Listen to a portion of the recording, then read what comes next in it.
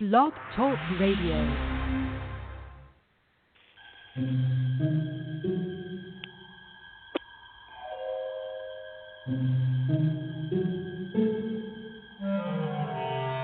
Archangels, ghosts, and Bigfoot, oh my.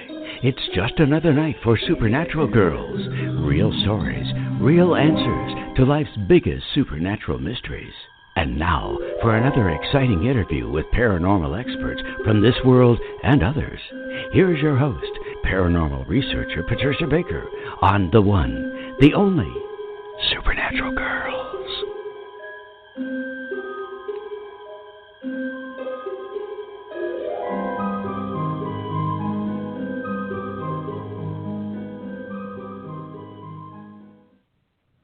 Welcome, everyone, to another exciting episode of Supernatural Girls Radio. I'm your host, Patricia Baker. I am here with my co-host, Patricia Kirkman, PK, all the way from Tucson. How you doing tonight? I'm drip dry. I'm glad to hear that. Fabulous. No rain yet, but that's okay. You got it all on the East Coast. My goodness. Oh, my God, yeah. Is this a scary storm coming up to the Carolinas or what?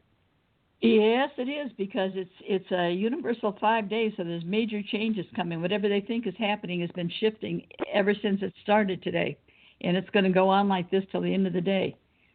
So nothing's going to quite go as planned. It'll hit real hard, or it's going to do a bust and go off to outer space, but I don't pick that as being the case. Yeah, I don't either. I think you're right. I have foreseen basically the whole coastline has changed forever from this.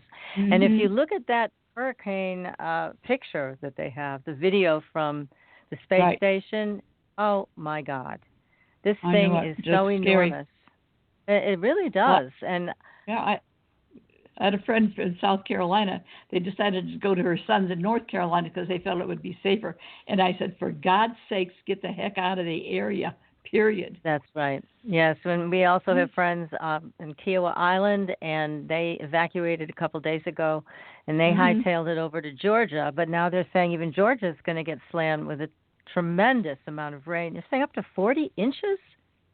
Well, it's going to go a lot further in than they anticipate. It's going to cover more than they anticipate right now. In fact, it's just going to be mind-boggling. I just can't wait to hear what the prophecy is going to be once it does hit. Yeah, yes, exactly. Well, with a number 5 involved, yes, I can see what you're talking about. It's going to be change after change after change. So what else is going on for us with the numbers? Well, one of the things that we're really taking a look at this month, as I've said throughout this month, is that what we're going through is a review of the entire year. So everybody that thinks they've got everything locked in at the moment, forget it. There are things that are constantly changing regardless of what your personal year is. You've got the universe looking at you about up pops Beelzebub. It's jumping in when you least expect it. When you think it's going to be calm and quiet, it goes a little crazy. Think of Kitty Rogers' song, The Gambler. That's what this month is all about. It's going to be a gamble if things are going to be smooth or erratic. And I think we're going to see some more things coming to the surface. I keep picking up something illegal happening big time, but I'm not quite sure whether it's going to be this month or next month. But hang on, folks, because next month should be a doozy. Oh, okay. Well, I'm all for secrets coming out, so hopefully we'll get some good information from all of this. But, yeah, it sounds like it's going to be a bumpy ride. So it certainly is going to be that. Let's put it this way. It's going to be like being on the Ferris wheel with somebody taking the seats out. Uh-oh. Sounds rather uncomfortable. Oh, my goodness. You got it. Okay. So tonight, we're going to bring one of our most favorite guests on the show tonight. We're so lucky to have him. Nick Redfern's with us, and we're going to bring him on shortly. He's got a great new book. Did you love this book? I love this book. Oh, fabulous. It's so much new information, stories I've never heard before. Paranormal Parasites. The voracious appetite of soul-sucking supernatural entities. Really spooked me. It's a great book for the fall. I'll tell you, perfect timing and having this Halloween. book come out. Yes, this is a great definitely one. Halloween. Yes, and we've got Nick with us. He's going to go into great detail about all these exciting parasites we need to be protected from. He's going to tell us how to do that, too, I hope. And also, I just want to, we need to know. I mean, these things are everywhere, as we found out a couple of weeks ago on our show. When we had Christy, the psychic medium, on. And if you guys haven't been to our Facebook page, you need to go there, because there is a photograph that we took in the broadcast room and a devil's head showed up. So go take a look at that. And it wasn't your picture. It wasn't me. No, it didn't no, really it wasn't you. I got some questions. I've got some questions to Nick, because I took a look at Mothman through the numbers, and I have some questions for him to see if it fits. Okay, so good. Definitely. Mothman's my favorite. He's my favorite. So we're going to get into that big time.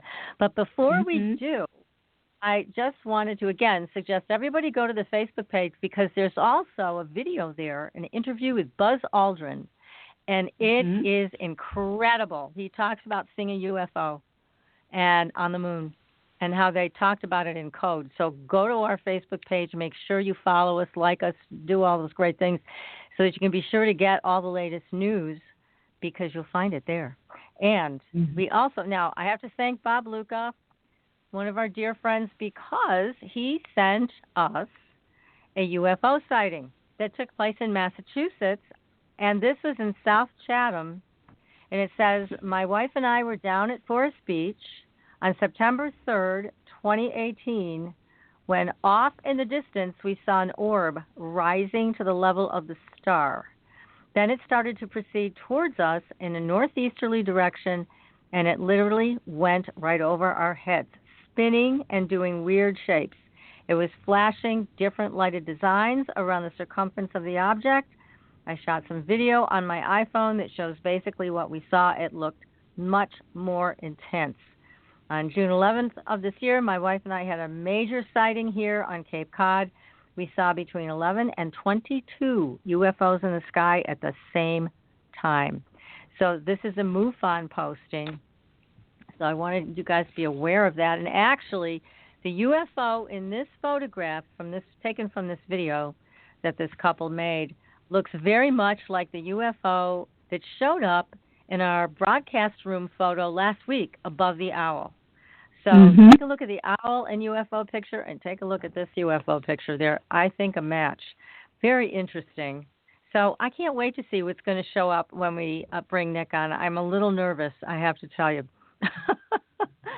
Paranormal Parasites. Okay, who's going to show up tonight? Let's see. But anyways, Nick has also written a great article. Now, he's a great writer, as you know. He's written a ton of books, and he also writes for Mysterious Universe, and he had an article that I pulled up tonight on Mothman and crop circles. Is there a connection? Now, Nick is about to head out to the annual Mothman Festival in Point Pleasant, West Virginia, and we're going to get him to give us a little bit of a preview of this information about Mothman and crop circles. So we're going to be talking about that this evening. And again, this is a great book, everybody. It's called Paranormal Parasites, The Voracious Appetites of Soul-Sucking Supernatural Entities. And we're going to bring Nick on right now. We got a lot to talk about. So, Nick, welcome to the show. Well, thanks, guys. Thank you. Well, it's a pleasure having you here, and this book is phenomenal. I think you've covered just about every parasite we could ever imagine, and some of them seem worse than others. Which one is your favorite? That's a good question, actually. I'm going to have to think about that.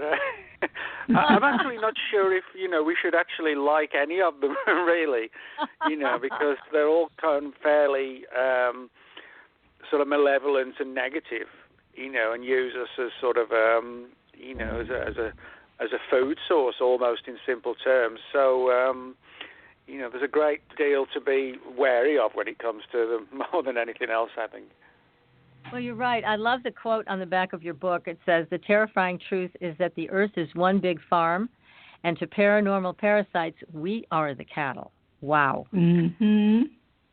That scary. is something Well, else. yeah, I mean, I put that on there because a lot of the people I interviewed, and, if you go throughout history as well, a lot of accounts where people have had sort of confrontations with various paranormal entities, and in many cases it does seem as if the people are being sort of drained of their life force, their energy, as a result of being in close proximity to these things.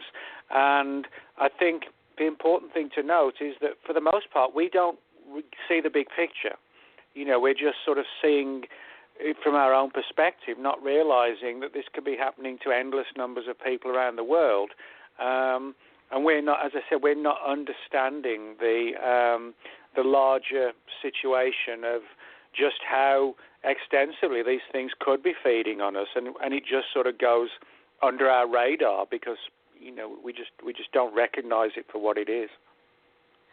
I think you're right, and also, why wouldn't we be part of the food chain? We don't think of ourselves that way, but clearly from your book, we are. So, well, that's an important thing. Go ahead. Go on. No, I was just going to say, I think that's an important thing, that we kind of think we're the sort of the top creature on the planet, but who's to say that's the case? We kind of view ourselves as the biggest and the best, but, we also do a lot of damage to the planet, and to each other as well. So in that sense, you could make a case that why shouldn't we be somebody else's food? Not food in the sense how we eat, but with these paranormal parasites, it's literally as if they sort of drain us. They drain us of energy, of our life force. And vampires. So it's not like they take us away and sit around the dinner table. It's nothing like that. But it's very much like along the lines of, you go to bed at night and this thing looms over the bed and you suddenly start to feel weak and sick. And then, of course, when you're drained of your energy, then you become prone to illness and infection because your immunity is compromised as a result of, sort of being, as I said, just quite literally drained by these things. And you talk in your book. I was going to say, it's almost as if they're vampires, the way they handle things. Well, in many respects they are. I talk about vampires in the book, largely from the perspective that I think a lot of the old legends of vampires could actually have been inspired by some of these paranormal parasites. And so today we think of vampires as, either like an old guy in a black cloak, with his hair slicked back like Bela Lugosi or Christopher Lee, or they sort of look like today's modern vampires who look like rock stars, that kind of thing. And I think possibly that some of these old legends, at least some of them, could have been based on people experiencing these paranormal parasites and being sort of drained of energy, but it's over time the mythology has become, you've been drained of blood. So I think, there's a good case can be made to say that, tales of vampires actually do have a basis in some degree of reality. Amazing. Now you have a lot of new material in the book. There are stories we have never heard before, and one of them we were talking about just before the show started about Mr. Bender experiencing Men in Black, actually not knocking on the door, but coming through the wall. Can you talk a little bit about that with our audience and with us, because that's a fascinating story, and he was getting drained pretty regularly. Yeah, well, Albert Bender has sort of the distinction of being the first person to sort of highlight the Men in Black phenomenon. Now, when people think of the Men in Black, they inevitably think of Will Smith and Tommy Lee Jones, primarily because the trilogy of movies was so popular, and all around the planet, not just in the US. They were huge everywhere. And even if you weren't interested in UFOs, everybody knew what the Men in Black image looked like, and they knew what they were supposed to do. They silenced people who've seen UFOs. But a lot of people don't realize that the movie franchise was based on a comic book series that was briefly existed in the 1990s, in which, in both the movie and the comic book, the Men in Black work like for a secret agency hidden deep within the government. But if you go back to the early 50s when the whole Men in Black mystery began, and which is when the term Men in Black was created as well, if you go back and look at the original reports, the Men in Black don't really come across as human. Typically they're described as very skinny, and their skin is very often described as being sort of like the color of milk, like white. They often have these oversized eyes, which they hide behind wraparound sunglasses. And as you said, instead of sort of knocking on the door and showing ID cards, they sort of have this ability to materialize through the walls. And that's what exactly Albert Bender said. And his experiences occurred in the early 1950s. He ran a UFO group in Bridgeport, Connecticut, called the International Flying Saucer Bureau. And it was at the height of his investigations that he would wake up in the middle of the night and see these three shadowy, glowing-eyed figures dressed in black suits, but clearly not looking human, looked very skinny and kind of vampire-like even, interestingly enough. And the more that he was exposed to them, the more that Bender was exposed to these Men in Black in the dead of night, he would find himself falling ill, very weak, almost like, anemic, where he had no energy and he was pale and just didn't feel well. And he found that the more he interacted with them and they interacted with him, that it literally was as if his life, was being drained away from him. And in the end, he had to sort of back away from the UFO subject and left it alone. He briefly came back around about 7 or 8 years later to write a book called Flying Saucers and the Three Men, which was about his experiences. But when he put the book out, he really did leave the subject in the early 1960s. And he only actually died 3 years ago. He was 94. But had he not left the subject, I have a suspicion that he probably wouldn't have lasted more than another year because he was so ill as a result of being in proximity to them. And they were telling him, you better leave this alone, right? They were threatening him. Yeah, that's one of the aspects within the whole Men in Black mystery that actually is the same as in the movies, that they typically do silence or threaten people not to talk about their experiences. But the big difference, and they wear the black suits, but the big difference is that, as I said, they don't look like us. They almost look like sort of mannequins. Their face looks sort of plastic, and as I said, they wear these wraparound sunglasses because their eyes don't seem normal. So it's almost like if you read Bender's book, it's almost like a gothic horror story rather than a UFO book. That's how it comes across, these shadowy things entering his room late at night and almost cursing him, That's so spooky. Now, what do you think they are, Nick? Well, that's a good question. I mean, one of the interesting things about the Men in Black stories is that, for the most part, they have this weird, uncanny ability to suddenly appear out of nowhere and literally vanish when they leave the front door. I mean, they're nowhere in sight. So I kind of take the view that these things are sort of what we would call like multi-dimensional, where they can zip in and out of our reality and into theirs, and from their reality into ours. And, things like quantum physics today are sort of allowing for the existence of multiple dimensions beyond ours.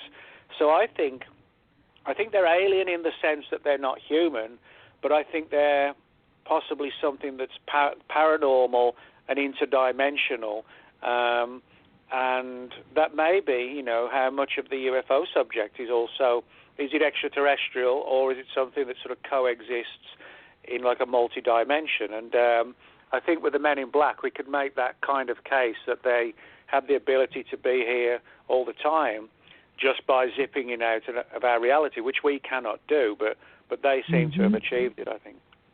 But what's their motivation for trying to silence people? I mean, this is all speculation, obviously. But what do you think why do they have an investment in that? Well, I mean, there's certainly two things going on with the Men in Black. And one is no doubt, the angle of silencing people and threatening them and making these sort of vague threats, where the person's worried because they're not sure, did that person just threaten my life, and it kind of plays on their mind, etc. So I think part of their agenda is to keep us away from the truth of the UFO phenomenon. But the other side of it, I think, is that, if you frighten these people, as the Men in Black do, then that creates like an increase in energy, like, for example, adrenaline, and the whole sort of what they call fight versus flight, when you have all these stress chemicals sort of racing around your body when you're in a terrified state. So I sometimes wonder if part of the threat isn't just to silence the person, but it's to terrify the person and scare them, and that creates even greater levels of energy. So, in other words, the Men in Black have a convenient way of increasing that energy level in the person by threatening them, and that gives them more to feed on. And then they feed off it. Yeah. So I think sometimes, you could make a good case that perhaps the threat is like a ruse. Perhaps the whole point is to scare the person and just increase the energy. So there could be something like that going on, I think. Yeah, that's feed off the energy very of our amazing. That's a very fascinating hypothesis. I think you're onto something here with all of this, Nick. It's a fascinating topic that you have brought forward. Now, what's the relationship between the Men in Black and the black-eyed kids? Is there one? Well, there is. Yeah, there's a lot of parallels between the two. Now, for people who haven't heard of the black-eyed children, it's a phenomenon that began to be reported about 20 years ago, but we know that there were previous reports to that, just people didn't talk about them that much. But basically, it began in Texas in 1998 with a Texan journalist named Brian Bethel. And he had an experience late at night with these two boys who, again, looked very skinny and pale. Their skin didn't seem right. And they had these solid black eyes.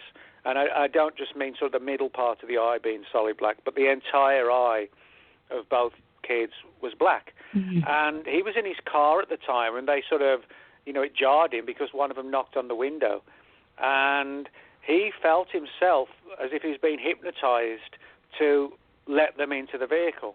Now, there's sort of a parallel here with vampires, because the black-eyed children, whether they're knocking on people's windows of the car or trying to get into the house, they never force their way in. They always try and find a way to have the person invite them in. And that sort of ties in with the old vampire legends that a vampire has to be invited into the home before it can cross the threshold, so to speak. And typically in these black-eyed children stories, you find that there'll be a knock on the door late at night, and the witness or the victim, however you want to term them, look through the spy hole, and they suddenly find themselves almost like hypnotized or mind-controlled, and they know they shouldn't open the door at like midnight to two creepy kids, but they do. Not always, but sometimes they do. Mm-hmm. And when people have let them into the house, just like the Men in Black, they've started to feel ill when they've invited them in, and the kids are sort of staring at them, and then they feel ill as well. They start to get the shakes as if their blood sugar was plummeting, that kind of thing. And when you mention the Men in Black parallels, well, in both cases, typically they wear black. With the kids, it's usually a black hoodie, and the Men in Black, it's a black suit. They typically, both groups come out late at night and knock on the door. The Men in Black seem to have the ability to mind control people to open the door, and the black-eyed children, slightly different because, as I said, they seem to need to be invited in But, the pale skin, the black outfit, the need to get into the house, you could make a good case that those are actually quite closely connected parallels, Yeah, it does seem that way. And you mentioned there are a couple of differences. The men in black don't need permission to come in, but these black-eyed kids seem to. And as I recall, the gentleman you were talking about who had the knock on the window from the two kids, he took off. He didn't let them into his car. Is that correct? Yes, Brian Bethel, he actually, in a very creepy way, he said he saw his hand and his arm moving towards the door and getting ready to open it. And when he saw what he was doing, it kind of like jolted him out of this hypnotized state. And he managed to sort of pull out of it and get his senses back. And he just sort of hit the accelerator and shot away and left them behind. But he said sort of 3 or 4 times, they tried to find ways to get in the car. We're lost. Can you take us to our parents? Can you take us to our home? Can you get us some food? Have you got some money that we could have? And it's always like sort of putting the responsibility on the person to get them to make the agreements. So strange. Now, there have been unfortunate people that didn't have the control that this gentleman had, and they did let them into the house. And you write about that in your book also. Tell us about that. What happened to those people?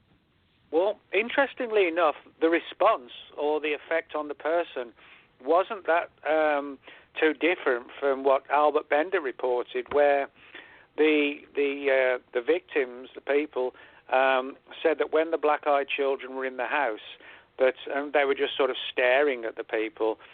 Suddenly, they felt, number one, they felt as if they were in sort of like a daze, almost like a hypnotic state, or as if they'd been drugged, but it was drugged to the point where they weren't completely out of control, but they knew somebody had, sort of spiked their drink or something. It was like something along those lines. And they felt that, they were almost in sort of a dream-like state. And things got worse when, they started, as some of them said, their body started to crash, kind of like a diabetic person would if they'd missed, breakfast and lunch, and then by dinner time, they, when they're diabetic, they just have to eat, if they've gone too long. It doesn't matter what it is, they just need anything at one point. And that's how the people felt. They felt that their body was crashing, but not just literally crashing, but it was as if their energy was being transferred into the black-eyed kids. So, again, that's very similar to what Albert Bender reported. And, again, it ties in with putting people into high states of fear, mind-controlling them, and then, if you like, sort of almost like refueling, but refueling on us, Yeah, it's really a terrible thought, Scary. but yet I have no doubt that you're right, that this does happen.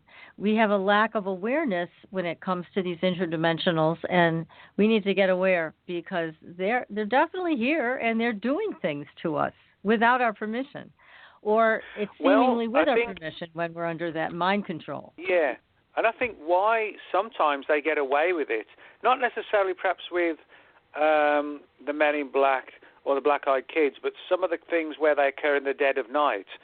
I think in some cases, or maybe a lot of cases, the witnesses thought they just had a really bad nightmare, not realizing that it was actually a real event, that sort of something invaded their sleep state, if you like.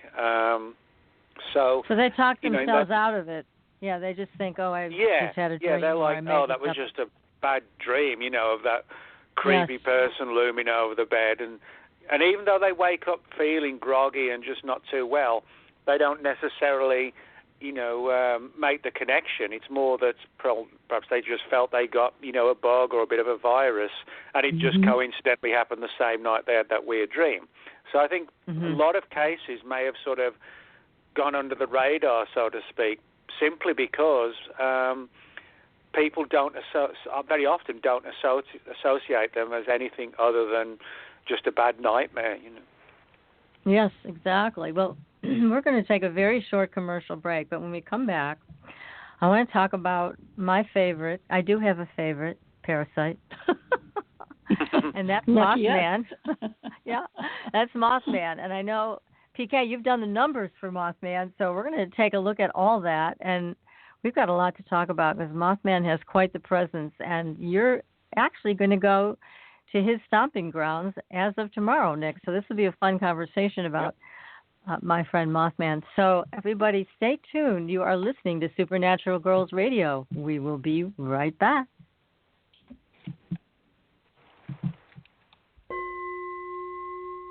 Are you ready for a new experience of freedom and powerful connection? Would you like a positive, effortless change in your life? Then come to CosmicFusion.com, where we offer the most advanced energy clearing and expansion techniques in the world, with a quantum vortex energy to activate your divine blueprint and life's purpose.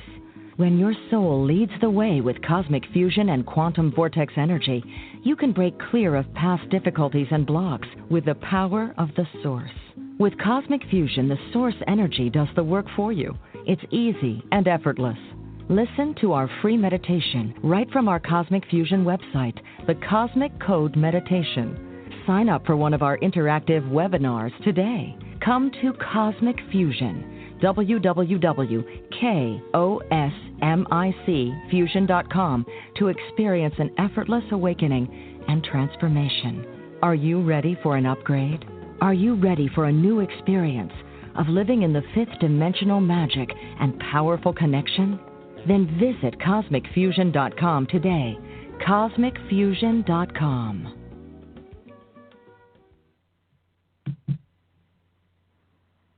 Your property tax bill. Have you seen it lately?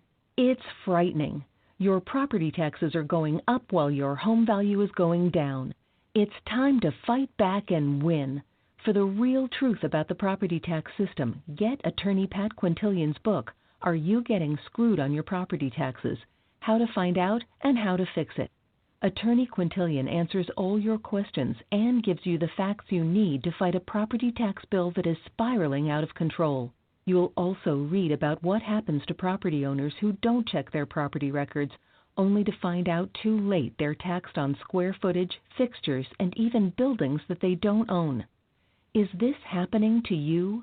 Learn your rights. Buy attorney Pat Quintilian's book today. Are You Getting Screwed on Your Property Taxes? How to Find Out and How to Fix It. Available on Amazon.com. Astridian is a family of cosmetic products with 98% pure ionized minerals. We combine our science with a blend of essential oils to nourish and take care of your skin's health. How does it work? All Astridian products contain the proprietary redox technology, having the capability of simulating an ionic zinc-copper superoxide dismutase effect. This free radical scavenger currently in your body has been diminished by toxins and the daily stresses of life. It is a perfectly balanced mineral complex that all $200 an hour dermatologists, their professors, and ancient history have proven. Redox technology is a process of reducing the skin's oxidation by transferring electrons from a radical state to a stress-free normal condition. Oxidative stress is a form of cellular aging, and as science has proven, a precursor to disease. The free radical theory of aging states that organisms age because cells accumulate free radical damage over time. Damaged cells are not beautiful, but healthy cells are. The Astridian family is presented in 4 different uses that cover unique benefits to your body. They are the Essential Anti-Aging Series, the Multivitamin Series, Sports Series, and Professional Series. Regain your youth with the power of Astridian. Visit www.astridian.com and inquire. Use the code SUPERNATURAL and receive a 10% discount on your first purchase. Astridian, the beauty of being healthy. Welcome back, everyone, to Supernatural Girls Radio. I'm your host, Patricia Baker, here with my co-host, PK, and our great guest tonight, Nick Redfern, who is here with his new book, which is terrific, Paranormal Parasites, the Voracious Appetites of Soul-Sucking Supernatural Entities. So here we are talking about, which I hope we can talk about in great detail, my friend the Mothman. I love Mothman. I think it's an amazing story. And Nick, you're on your way to meet with Mothman, I know, at Mount Pleasant. So wouldn't that be great? You can come back and tell us about that experience.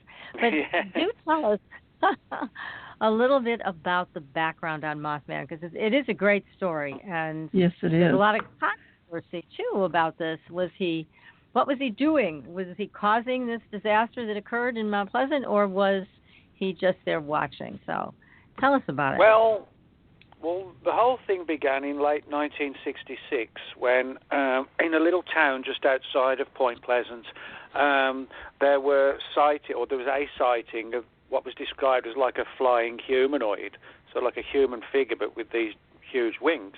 And then within days afterwards, other people around town saw this creature as well, and it was described as sort of dark and shadowy and having these sort of bright, illuminated red eyes. And between the latter part of 1966 through December 1967, there were literally dozens and dozens of cases of Mothman having been seen around Point Pleasant. Interestingly enough, there are also a lot of these creepy types of men in black roaming around town, warning people not to talk about the Mothman and things like that. So again, you have the presence of the men in black in the Mothman phenomenon as well. Now, the sightings all kind of culminated and came to an end in December '67 when the town's what was called the Silver Bridge, which spans the Ohio River. You have Ohio on one side of the river, and on the other side you have West Virginia, where Point Pleasant is.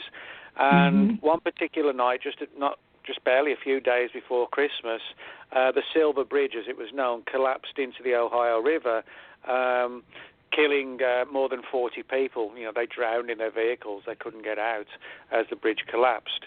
And various people around town, or a lot of people around town, felt that the Mothman somehow was connected to the disaster and the deaths.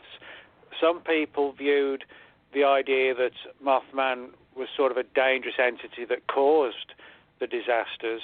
But people like John Keel, who wrote the book The Mothman Prophecies, John Keel came to believe that Mothman was more of like a warning entity, that it would surface when disasters were about to happen, and he would warn in a strange way that something was looming on the horizon.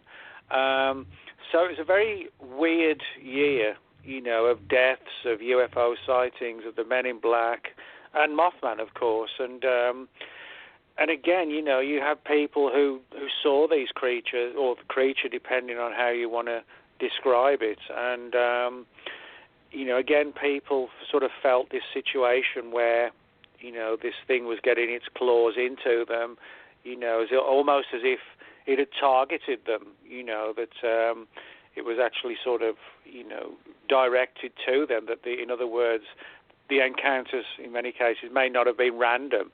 The person had been targeted by this creature, whatever it was. Now, did Mothman ever hurt anybody? Well, that's debatable. I mean, for people who believe that Mothman caused the bridge disaster, those people say yes, because they believe that, he caused the events to occur, which resulted, as I said, in more than 40 drownings.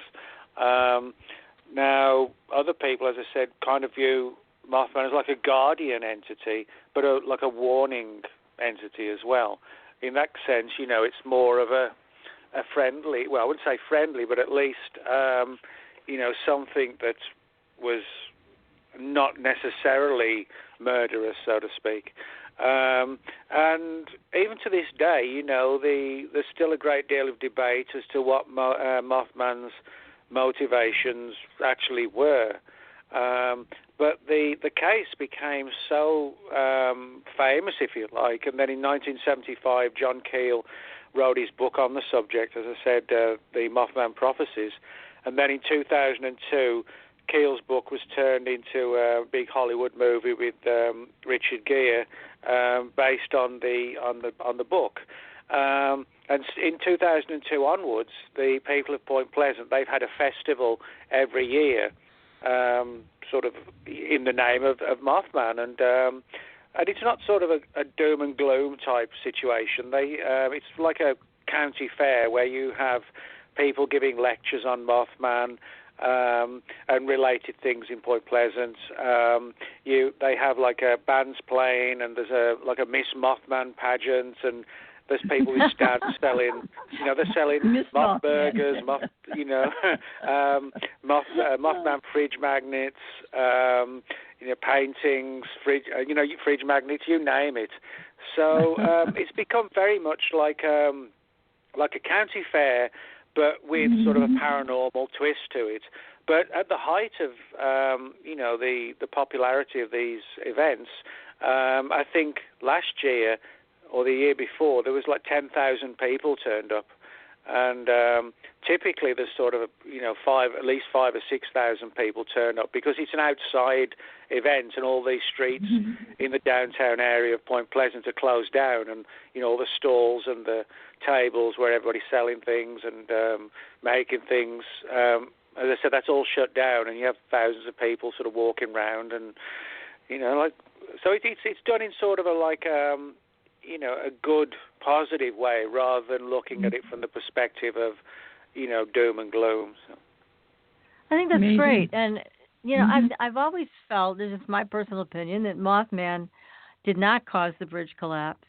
But I also have a sense of Mothman as a very intelligent form of life. Whether it's interdimensional, I'm sure it must be. Yet at the same time, there have been stories about people capturing guttural, low voices of Mothman in the munitions abandoned warehouse type of thing in Point Pleasant. So there are all kinds of stories about this. And one of them I watched, as I mentioned previously when we were talking, on Paranormal Witness, was a reenactment and an interview with a young couple who went to the munitions area and brought their recorder and just started kind of joking around, laughing, is anybody here? And they said it was a very spooky place, but they captured a voice saying, I am here. And then they went home. Apparently, Mothman went with them. And I think it's more than one Mothman. But anyways, they got terrified because they were finding these huge black handprints with claws on their bathroom mirror. They found spoons. All their spoons in their drawer were taken out and bent, lying on the floor. One of them was in their bed. They had glasses that were flying out of the cupboards and smashing on the floor. And I wonder, I just had to ask myself, if I were Mothman and somebody came into the area in which I lived and started taunting me, how would I feel? I might want to come after them and teach them a little lesson. And as this unfolded, it just got worse. And they eventually ended up leaving their home in total terror, and they never went back to their home. And they tried to go back to the munitions area first, but all they did was when they went back, they yelled and screamed at Mothman. Well, that just made everything 1,000 times worse. But if you think of it, as there must be some level of intelligence with a lot of these things you've written about, a lot of these forms of life.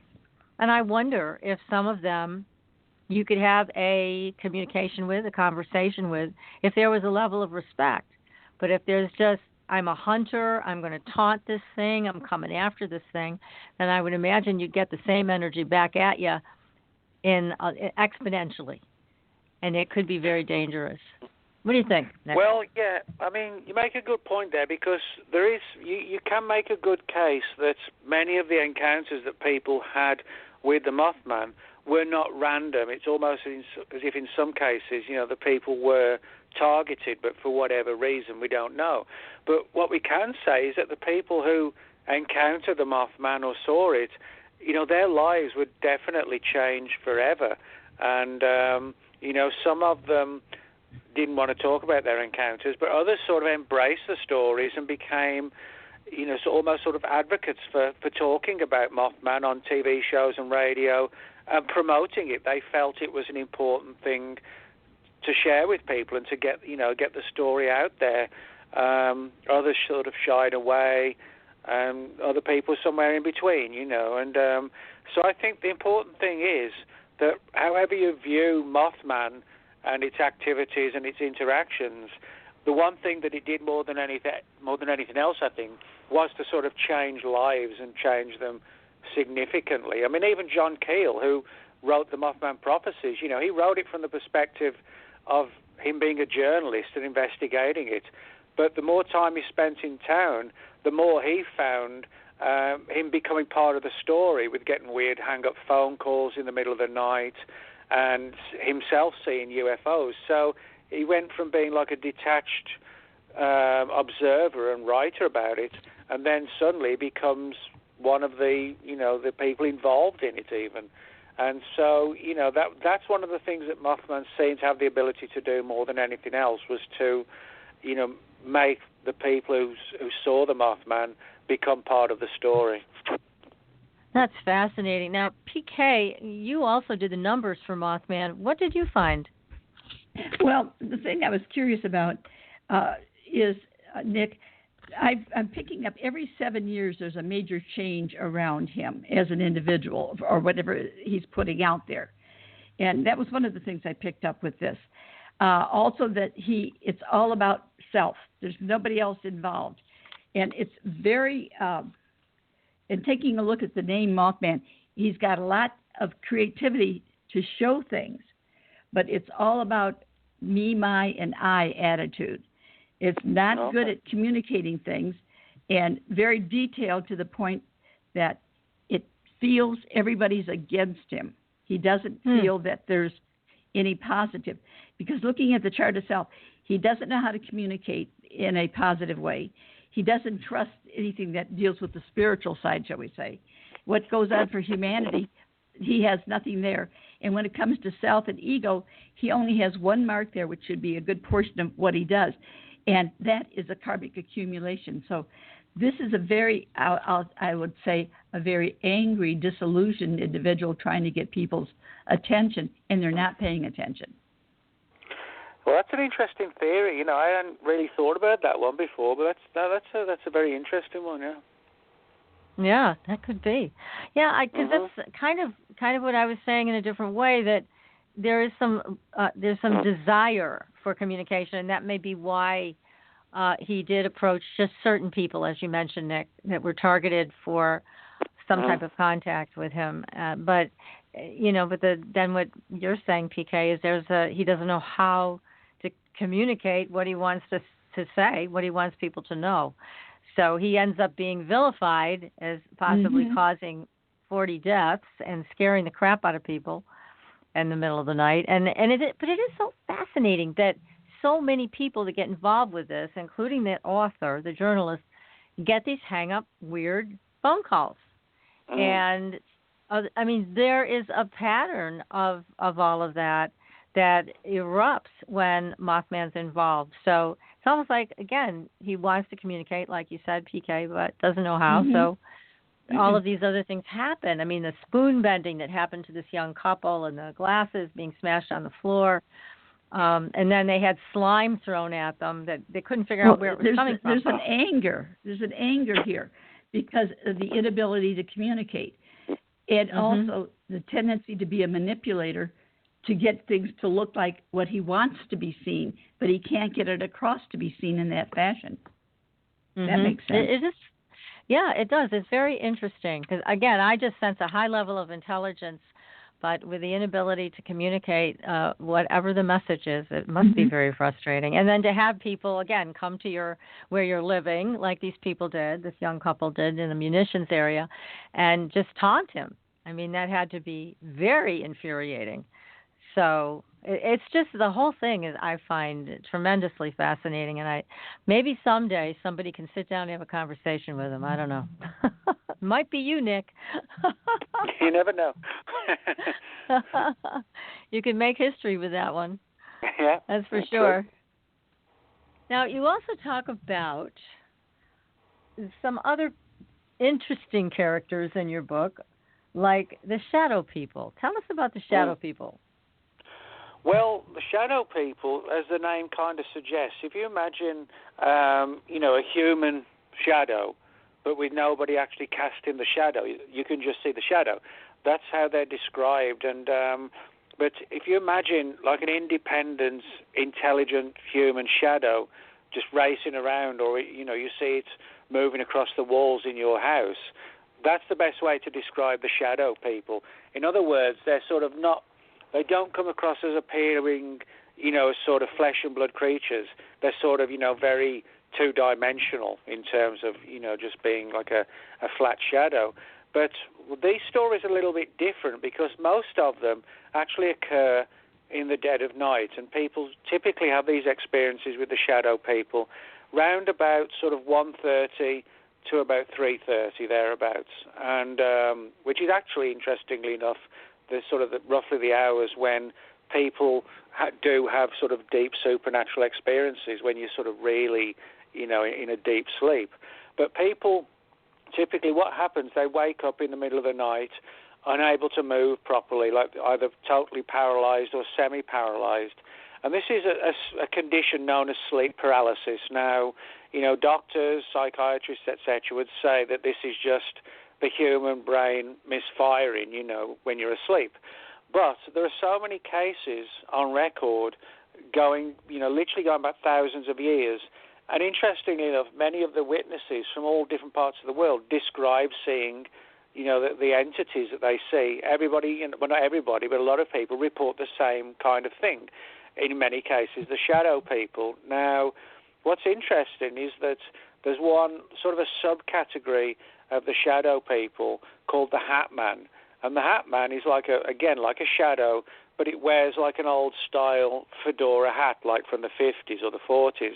Now, interestingly enough, Albert Bender's Men in Black wore sort of like an old-style fedora hat. So there might be a connection there. But again, what happens is people don't just sort of wake up and feel paralyzed, unable to move. They too start to feel weak and sick, ill, feverish, again, totally lacking in energy.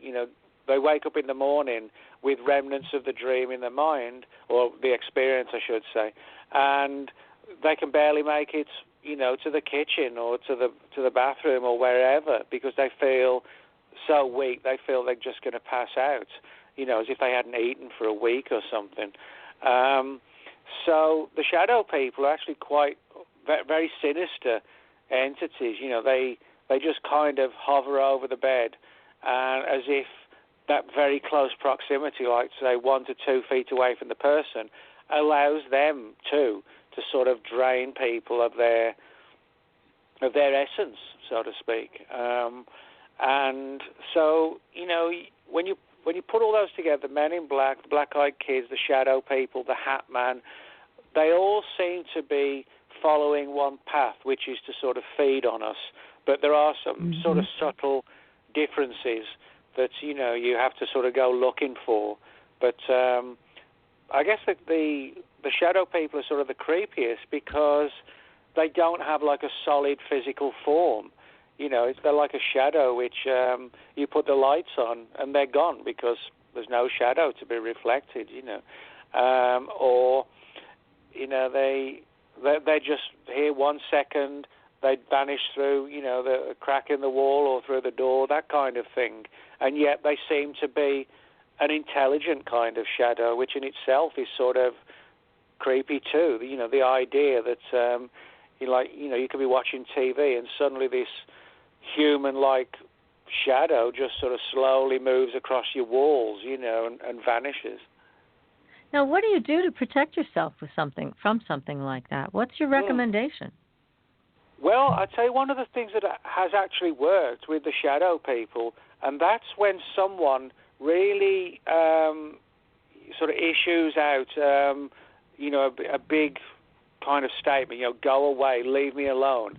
And some people have used sort of, prayed in the name of this God or that God. Others have just sort of focused on blasting the entity, with positive energy. And I think that actually there's enough cases on record to suggest that actually does work. In other words, when you're in a deep state of anger and fear combined and you tell these things to leave, it's almost as if if you're lucky enough, you can sort of beat them at their own game, where they are overpowered by your energy, your sort of psychic energy, the way you may not realize you're doing it, but by telling them, leave right now, it's almost you're blasting them with your own psychic energy. And very often, that, not so much with the Men in Black or the Black-Eyed Kids, but certainly with the Shadow People and the Hat Man, that approach of essentially saying leave and leave now has worked. So, I think that's one of the positive developments that we've found, namely that, when you sort of really sort of put it, lay it down, and you're in such a state of anger and fear, it's at times like that you really do kind of let it all loose, and if it impacts on these entities, I think it could have sort of a negative effect on them. They expect to take the energy. They don't expect to be blasted with energy. But that's, I think, is what's happening and why sometimes we're successful. Well, that's great advice. And certainly we've talked to some people who do psychic clearing, and they usually, the good ones, are always saying the same kind of thing. Look, you've got to get involved in your own house clearing or personal space clearing. You've got to take your own stand, so that when you see this shadowy figure, as you mentioned, or something that shouldn't be there, that you can stand up and say, get out in the name of whatever, whomever you work with. So other than that, is there anything else that we can do? Or is that really the best way to go about it? Well, no, that's one of the ways. Now, other ways, I'm sure, as you know, some people use substances like sage, and for smudging, sort of liberally, spread sage around the house and sort of do like a positive affirmation kind of situation to either keep them away or send them away, and again that does work, and so variations on that kind of situation do seem to work, and why they work we don't know, but I mean the important thing is that they do. Right. And again, I think part of it at least may be due to the level of their abilities. There's some of them that seem to manipulate us to massive amounts. There are others where it's not quite as powerful or as dangerous. The draining may just take a few minutes, and the person never has another experience with them. In other cases, particularly with the shadow people have recurring encounters, as if they're coming back time and time again. So, I think different approaches cause different effects on these things. Their energy levels, may be higher than some of the other supernatural entities. It may not be, the exact same level in each one. Yeah, that's Does interesting. sea salt? Do you think sea salt would work as well as sage or not? Well, I mean, I do know of people who've sort of used, substances like sage oils and things like this, and to sort of, make an affirmation, a statement, and to try and banish them, and sort of metaphorically present in their mind like a brick wall kind of thing to keep them away. And I think a lot of it does come down to self-belief. It's kind of like it's like in the old vampire movies, like Bela Lugosi and Christopher Lee, that if you've got a crucifix waving it at the vampire, if you believe, in this particular religion, it can keep it at bay.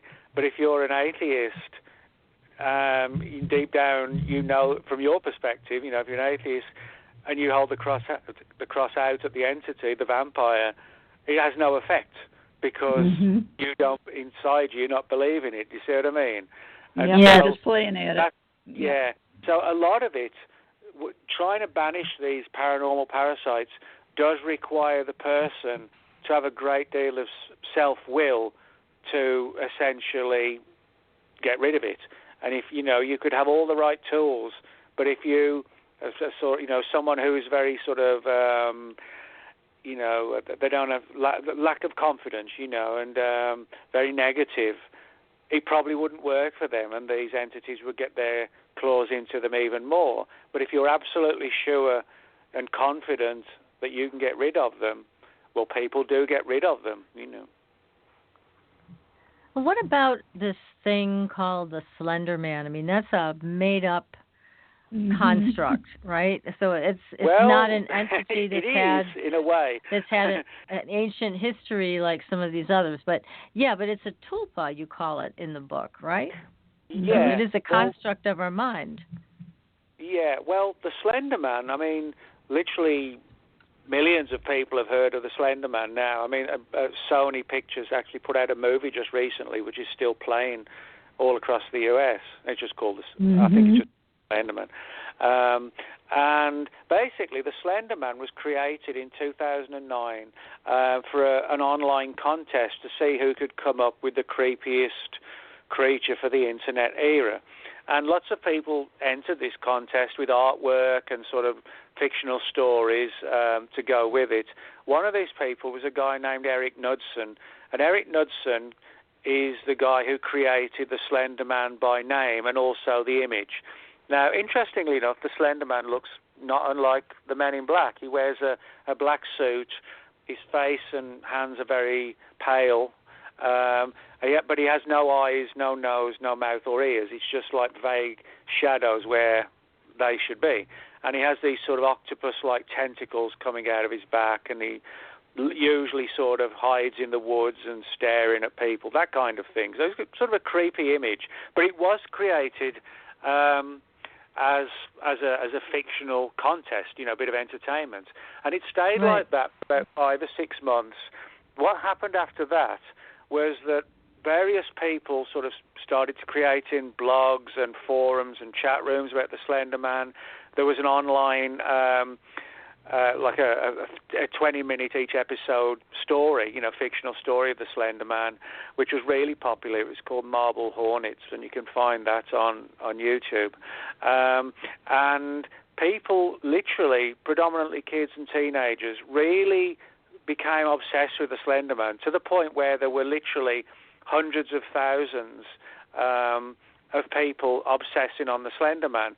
And even if you type in Slender Man into, say, Google search, the number of results is literally in the millions and millions and millions. That's how big of a phenomenon this has become. Now, then people, after about 4 or 5 months, people started to claim to have seen the Slender Man in the real world. And so people say, well, how can a fictional creation, which we know it absolutely was, how can people see it? And this relates to this concept that you mentioned called the tulpa. Now, tulpa is a Tibetan term, and in terms of English language, the closest translation is thought form. And the idea is that if enough people, say, 250,000 kids every night are thinking about the Slender Man and reading about him online and reading creepy stories and looking at the artwork, that 250,000 kids, their hive mind state of everybody focusing on the Slender Man, the idea is that the human mind, if it focuses enough, can create something in the mind and then dispatch it, sort of externalize it and dispatch it outside of the imagination, and to where it becomes self-aware and it becomes its own entity, not because it ever really originally existed, but because the power of millions of minds all collectively working, although unknowingly, we're all working together in sort of like a hive-like situation, can create or can turn imagination into reality. And these things then become, like I said, self-aware, and they become independent of the minds of the creators. And there have been cases where people have woken up in the middle of the night, not unlike with the shadow people, and seen the Slender Man looming over them, and they've started to feel ill and weak and sick, as if when we've created these things, they then turn the tables on us because they then need to feed on us. So in other words, we, in a strange and sinister way, we've sort of created these things like the real version of the fictional Slender Man. We've created that, and now it's feeding on us, the creators. That is such a fascinating concept, and it reminds me of, bringing back to mind anyways, there were a group of mediums that created an entity. I think it was called Philip or something. Does that ring a bell? Yeah, that's exactly right, yeah. Yeah, and so they were able to actually manifest this entity that they made up. So it's a very similar thing, and how powerful our minds are that we're able to focus that way and create an entity that, as you mentioned, I think so poignantly, that it becomes self-aware. My God, that's amazing. Yeah. Well, this relates to the one you mentioned, that it was called the Philip experiments. It's actually a Canadian paranormal research group.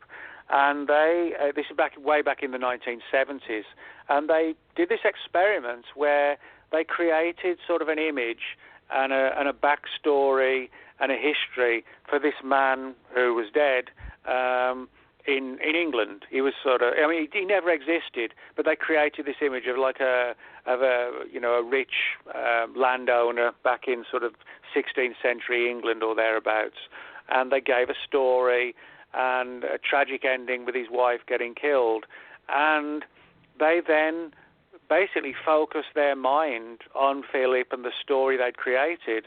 And then one day he started to come through, not physically, but through a Ouija board.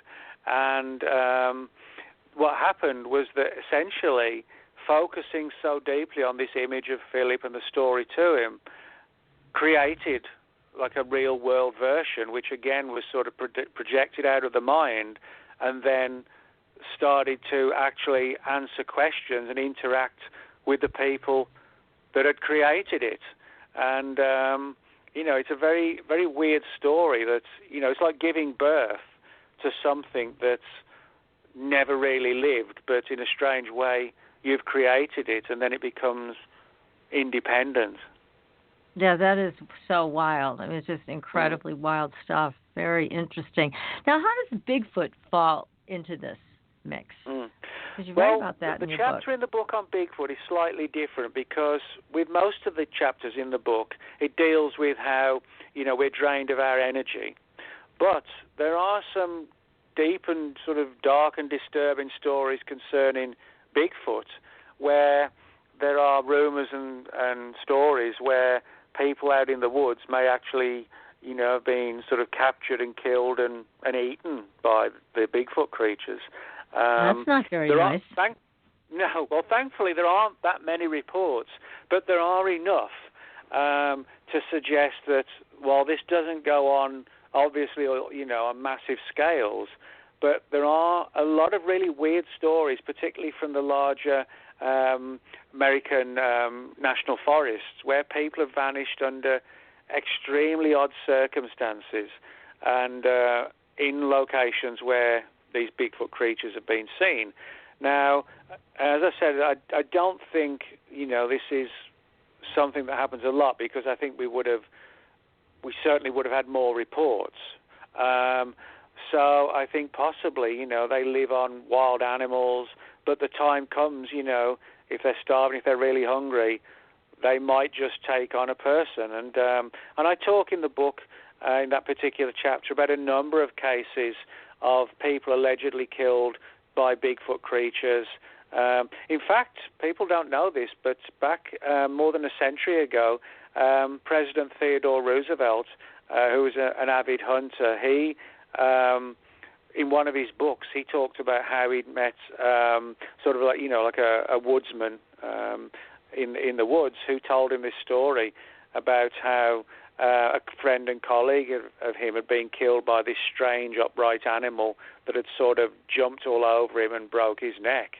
And this is in President Roosevelt's book. And so, these stories have a long history and quite disturbing, the idea that, again, we're sort of something's food. And maybe now and again, the Bigfoot creatures do resort to, taking on one of us. And again, that kind of spirals into the angle that the government may know this and has sort of, put the clamps on it and hidden the stories, that... they don't want anybody to know why people are...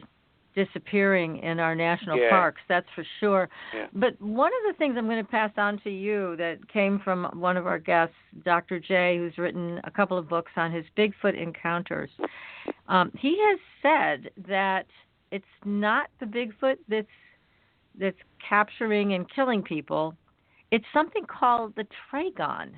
They look very similar, but they are vicious, and they come after people and children and take them away or eat them. But that was his piece of information that he passed on to us. I thought that was very interesting also, that there might be another creature there that looks similar but has a much more violent, aggressive aspect that is hanging out in those areas. Well, that's not impossible because, people think all these entities like Bigfoot and the Yeti, etc., they're all the same. But, if you look back into sort of Native American legend and sort of Canadian legend as well, you have these stories of what's known as the Wendigo. And the Wendigo, depending on whose version of the mythology you buy into, some people say it is like a savage monster of the woods. Other people say that it's sort of the spirit of a killer or a murderer, that kind of thing, come back into this sort of savage form. Other people believe that you can actually become a Wendigo. But they are described as being, humanoid and huge and extremely violent and, dangerous and, the kind of thing that would attack a person. So, but then again, it could be a combination of two. I mean, as far as we know, most of the people who see a Bigfoot don't get killed by it because we get their stories. If they were all killed, we'd never know about the stories. So, that's a good point. And mostly, if they know they're being seen, they sort of quickly vanish or they throw rocks at people, but they very rarely, actually engage in violence or worse. But, as I said, there is that handful of cases, 10, 15, 20 cases that I've got at least, where, you do wonder if sometimes this does happen, Yes, absolutely. Now you talk about aliens and abductions, so we definitely have to pay a visit to this. Talk to us about that. Yeah, well, this sort of delves with an aspect that I guess a lot of people wouldn't really think of. How would aliens and alien abductions specifically tie in with, paranormal parasites? Well, when you think of alien abductions, most people think of, a UFO hovers over the house late at night or in the early hours of the morning, and what happens, the person's taken from their bed and they're, subjected to like genetic experiments and things like that. That's sort of the typical scenario that we have. But there are a lot of cases on record where people have been taken on board UFOs and it's as if their soul, their essence, their life force, but primarily, their soul has been taken out of their body and has somehow been sort of tampered with or manipulated with by these creatures that have become known as the Greys, these sort of short, alien-like creatures with the large black eyes that, everybody knows that particular image. But, this situation of sort of soul stealing or soul reaping has given rise to the idea that perhaps the so-called black-eyed Greys, that if the soul is a form of energy, are they abducting us to sort of literally extract that soul energy to feed on that as well? So we have the UFO component coming into it also from this idea of it's not just an abduction, where scientists are performing tests on us, that they actually have a way even possibly to remove the soul from the body. There are a lot of cases of near-death experiences that people have talked about, but they seem to be at random. They occur when people have a car accident and the person almost dies, and they see their soul outside of the body, etc. But those events sort of are random based on circumstances. the Greys, the alien Greys, they seem to have the ability to do this at will, to remove our souls. And some of the witnesses have said they actually felt as if that they were sort of detached from their soul, and they could see almost as if there was like a war or a battle between different kinds of entities for their souls. Wow. Some of them being looking like the Greys and others looking more humanoid. So, maybe that somehow sort of ties in with all the legends of most religions, of believing the existence not just of an afterlife, but of a soul.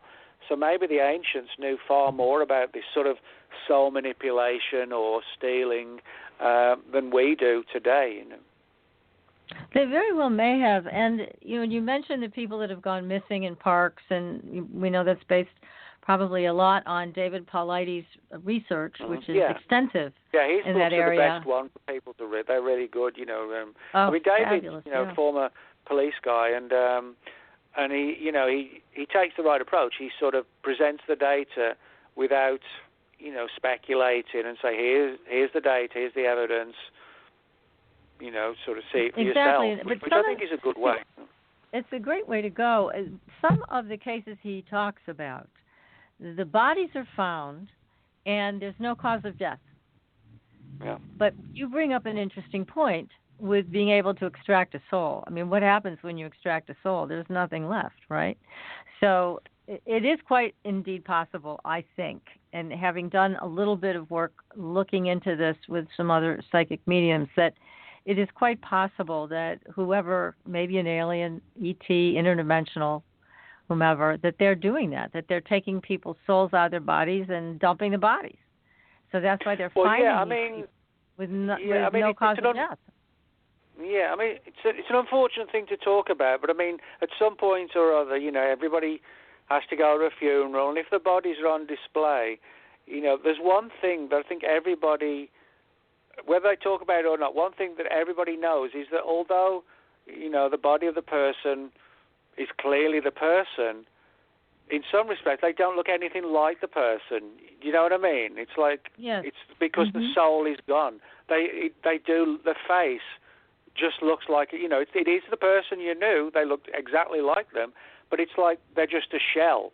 You can tell there's just there's no life there, not just because they're dead, but because there's no soul there. There's no essence there. It's just a body, Exactly. So I think you can make a good case that, the idea that the soul could be some sort of something that, again, can be used in the same way as, your energy levels, your fear levels, adrenaline running around your body.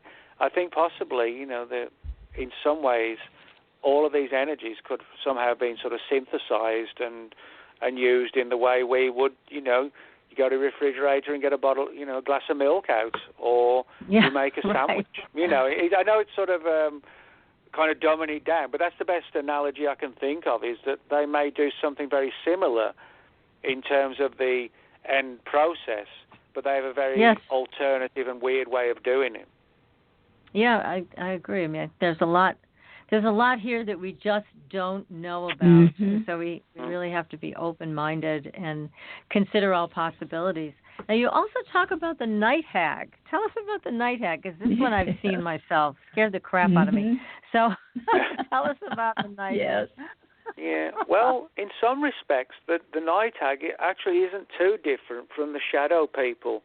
Again, what usually happens is that, somebody's in the dead of night, fast asleep, and then something jerks them awake, or they just wake themselves, and they're, again, unable to move properly. But instead of, whereas with the shadow people, the shadow person's usually already looming over them, but with the night hag, the person often gets this sense that something's sort of coming up the corridor towards the bedroom, or it's in the corner of the bedroom and coming forward as well. And the closer that the night hag gets, the harder and harder it becomes to move. And from that point, as the night hag gets closer and closer, it usually sort of straddles the person on the bed. Now, you have male and female versions. You have the incubus, you have the succubus, and typically, the person will wake up with this sort of shrieking old lady, staring and screaming at you in the middle of the night, which is no wonder that people almost, have a heart attack. And sometimes there's a sexual component. Other times it seems it's just done to really terrify the person. You wake up at 2 a.m. and there's this, old lady with this long black hair, wild eyes, screaming at you. But the stories of the old hag, the night hag, the incubus, the succubus, you can actually find stories identical going way back to ancient Babylonian times. So we're talking literally thousands and thousands of years ago. I mean, for example, the stories of Lilith, which go back, in a number of religious texts. Mm-hmm. I mean, Lilith was very much like one of these. Yeah, was like a night hag, and they again, the angle is that very often people wake up after having these experiences, and they're wiped out, as if possibly the whole process of terrifying the person may be the whole point. That they're somehow drained of energy or their life force and so on. Yeah, I did see the night hag. Well, I mean, it's interesting you say that, because around the world, these sort of night hag figures, incubus, succubus, different parts of the world have different types. For example, you can have these experiences anywhere, and sometimes people will see like a werewolf or a black dog. That's a popular one as well. But interestingly enough, in Newfoundland, they have their own version called the Old Hag. Now, if you Google Newfoundland and Old Hag, you'll see not just a lot of stories, but interestingly enough, stories which are just totally focused on Newfoundland, as if somehow, and for whatever reason we don't know, the Old Hag phenomenon has focused on that part of the world far more than others. And that there's no explanation as to why Newfoundland, more than anywhere else on the planet, should see these old hag as it's known. So that's why I think it isn't just down to weird dreams or things like that. It really is due to something that is affecting us and using us in ways that we're now, I think, starting to understand that it's not just about fear. There's actually a reason why we're put into that state of fear. It's like the more fear, the more food. Yeah, exactly. Well, I did see the night hag, and what happened was I was sound asleep, and you know how you feel somebody's looking at you? That's the feeling I had. Mm-hmm. I opened my eyes, and there was a woman's face right up against mine, and she didn't have black hair, but she had long gray hair, and it was like waving in the wind. It scared me. I mean, it was really scared me. And I just screamed. I just let out this incredibly loud scream. It was kind of one of those involuntary screams, and she disappeared. So I was glad that she went away, because it was startling more than anything to be out of, in a sound sleep 1 second, and then you open your eyes and there's this thing there, and it felt extremely real. It was not a dream. Definitely was not a dream. Yeah. Well, that's a perfect she shows example, up. of what happens. Yeah, but why? It's like I'd love to know, and especially since she does show up around the world, and specifically to Newfoundland and possibly other places. Why? What is it about what she's doing? And it might be as simple as what you're talking about. She's trying to get food. She's scaring us and then feeding off us. Mm-hmm. I'd like to think it's a little more than that, though. Well, it may. I think one of the problems, even I have to admit, we don't have, for all the research I've done in this area and all the cases in the book, even I have to admit, I think we're still, to a degree, struggling for answers. And I do think this energy aspect to it and feeding is part of it. but why there should be different types, and quite radically different types. I mean, the old hag looks nothing like the black-eyed children. And I sometimes wonder if these things could be like sort of shapeshifters, where they take on forms which they know are going to frighten us, whether it's like creepy little kids with black eyes, or or they might turn up like a man in black, like an authority type figure, or they might turn up as like a Wendigo or a creepy old lady, that kind of thing. And so, in other words, maybe sometimes perhaps they even create the image out of our subconscious. Perhaps they can dig into our subconscious, pick out our most frightening nightmare, and then present themselves in that way. So maybe we've never actually seen these paranormal parasites in their real form. They may take on the form when they're interacting with us, which they think will be the one that's going to really frighten us. But we may not actually have seen their real form, That's a great point, Nick. I think you're right about that. Yeah, they could be shapeshifters. A bunch of them could. All of them could be. That's true. How do we know? Very true. We know so little. Yeah, but this is a great book that you've written. Again, I want to urge everybody to go out and get it. It's great. Definitely. Paranormal Parasites: The Voracious Appetites of Soul-Sucking Supernatural Entities. This is a fun book too. If you just read it with, obviously you want all the lights on. Yes, definitely. That's the only way to read it. Now, PK, do you have a favorite? Do you have a favorite parasite or entity that you liked in the book? There's a little bit of everything. One will get you one way, and then the next one you're going, oh my God, scary, really scary. It's great I stuff. check my food and everything now. Really. But Nick, I think you brought some really important points forward for everybody to think about. And now, how can people get a hold of you, too? If they have a story that they want to share with you, how can they reach you? Well, I have a blog which is called World of Whatever, and if you type my name into Google, that's the first link, and there's a contact section there where people can reach me. People can reach me directly at Facebook. I'm always happy to chat with people, if they want to share experiences, or if they got questions about something that happened to them, and they're trying to struggle to understand. I'm always happy to take time, to talk to people in that sense. So, Facebook, my blog, also Twitter. My account's Nick Redfern UFO. People can reach me there.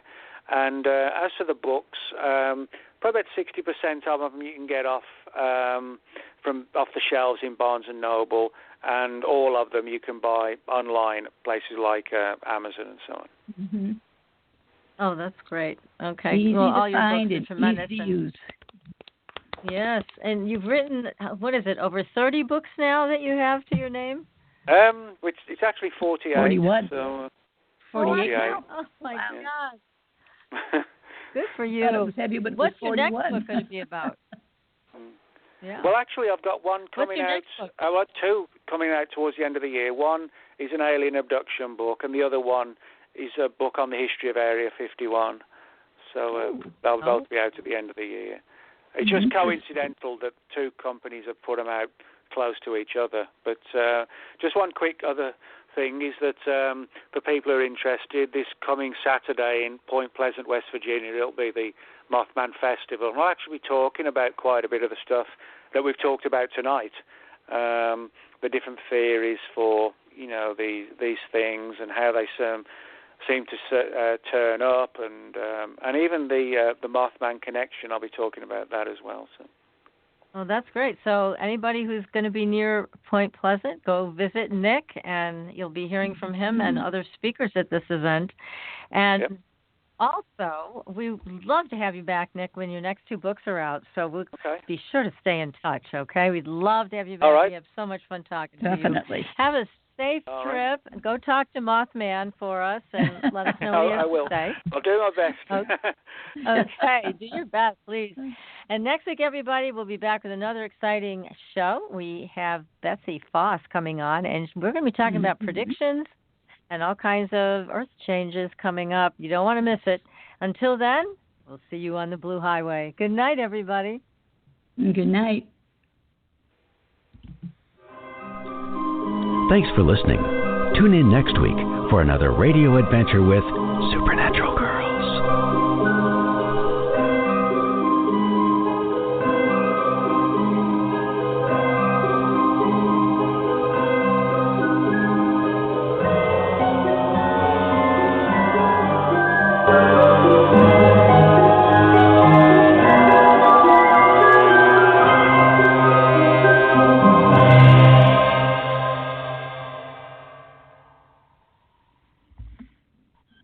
Hey, that was fun, PK. He was very interesting. I like the way he talks. Yeah, he's really a good presenter. I'm so thrilled we got him on the show, and we got to have him back. He's got two more books coming out. We'll definitely have him back for those. Yeah, next week should be interesting too with Betsy Lewis. What did you think about the note that Lowell sent, Reverend Lowell? What a jackass! My God. I thought he was neat when I first met him. He's a jackass. That's it. Well, I don't. If he's never been on radio before, he may truly not understand what's involved. So I wanted you to see the shows and how I answered. Crap. Yeah, I wanted you to see how.